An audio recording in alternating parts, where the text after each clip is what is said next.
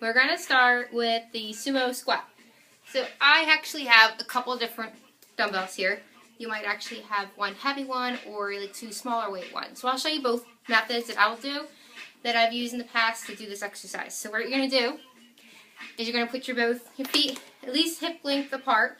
I like a little bit further so I can get down. I put the single dumbbell straight down in front of me.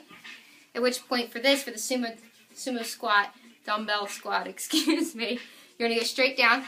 You're going to pick it up and you're going to come up. You want to go all the way down until it touches the ground and come right back up. And you're going to do that for as many counts as I told you to do in your little write-up, and I forget. For those who have two smaller weights, for just starting out or having single weights at home, you could also do this doing like two smaller weights. That one was a 30 that I did. Here I have two 15s. So you could do the same exercise the same way. Same position, feet hip length apart, go down to a squat, but put it down straight to the middle. So you can do the same exercise, but two different ways, and have different weight levels to do it with. Okay, next up are walking lunges. Now you can do this two ways. I always recommend starting out, since you're just starting the program that I'm doing, you're going to start off just doing the lunges, the walking lunges with no weight. But as you progress, you can add weight if you want to dumbbells and carry them to actually, do a little bit more strength training with that as well. So all I want you to do is start off at the very end of your room and just walk. And make sure your knee almost touches the ground, but you don't want your knee to go over your toes on your other foot. So make sure you're just doing that, and you're going to come all the way down. Come all the way up. I like to keep my hands to my waist to make sure my hips and my back is still straight up. For those who want to do a little bit more as you progress, grab those dumbbells again. Or if you have a barbell at home or at the gym, you can put that across your back as well. Same thing. Instead of hips in your back, you're going to hold in the dumbbells. Come straight down. Come up. Same thing. Don't let your knee go past your toes. And just go straight down to the ground. Okay, next is the single dumbbell leg raise. Now this one takes a little bit more coordination, a little bit more time to do, so don't try to rush through it. You want to really perfect your balance on it. That's really going to help work your core at the same time. So what I do, I grab my dumbbells again. This exercise I actually don't go over 15 pounds. That is my max for this one. Maybe I hit 20 once in the past, but I like to do a little bit slower, and so I can control my movement going down as well as coming back up. So I'll do this from the side, and hopefully I don't hit my couch. But what you're going to do, holding your dumbbell straight up, or straight down. You're going to come straight down, and you're going to bring one leg down while holding that position and come right back up. Try not to, when you come down, to touch the ground with your foot, but then go right back up to the same position. And come back up. Again, don't touch. Do it again.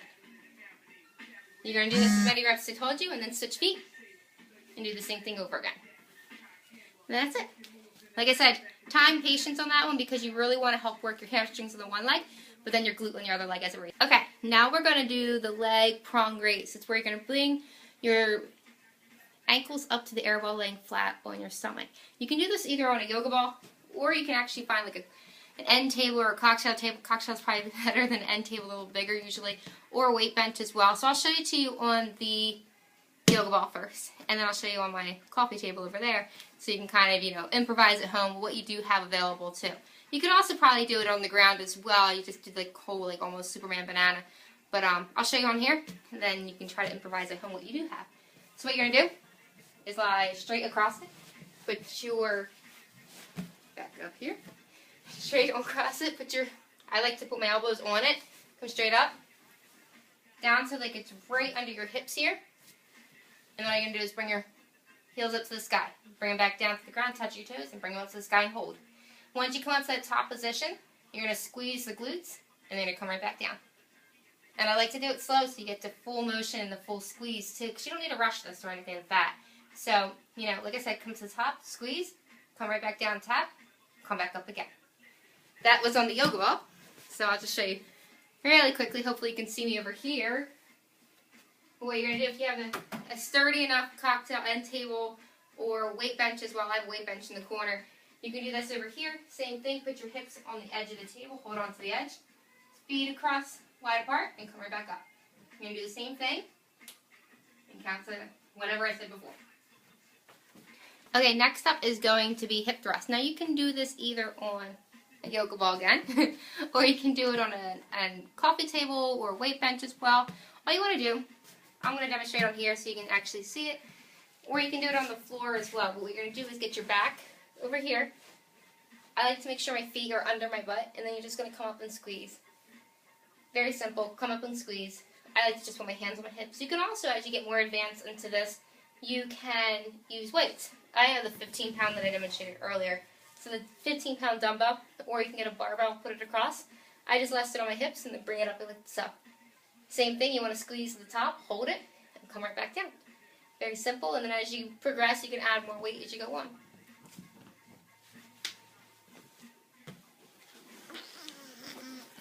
Okay, next we're going to do the plie jump squat.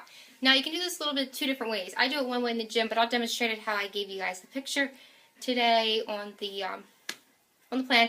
But I'll show you how I do both ways so you get an idea.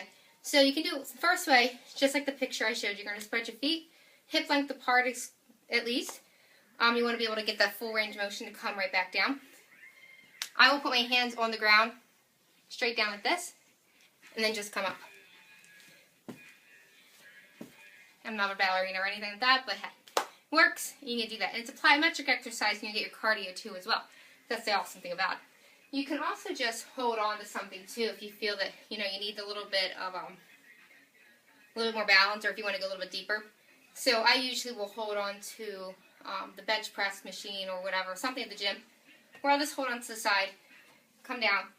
Same thing, come down, and come straight up. I always make sure my toes are pointing straight to the ground when I come up to try to get the biggest range of motion that I could possibly get. And then I do that for 20 times, at least 3 sets. And that's it. So I hope you guys really like the program so far that I've set up for you. I'm going to change it up every 2 weeks so you get a little bit different workout every so often. So I want you to do this plan the next 3 days a week, intermittent with the bye day to be your cardio day. So the cardio day you can run on hills. If you have, bleachers at home, if you don't have a treadmill, go to the local park. It's beautiful out right now. Enjoy the weather. Get on the bleachers. Do some running up and down the bleachers. You can even do jump squats up and down the bleachers too. Anything to get that heart rate up without just doing flat cardio, because you really want to build that tush, and that's going to help out with any sort of incline training or anything like that. So we just don't want just stagnant flat running or anything like that. So, or ellipticals, or my favorite is the step mill at the gym. So anything. But if you guys have any questions, find me. You know where to reach me. Ping me, call me, whatever. I don't care. But anyway, I hope you guys like everything. And I worked up a sweat. I'm already actually sweating from just doing the demo for you. So I hope you guys get a good sweat out of this.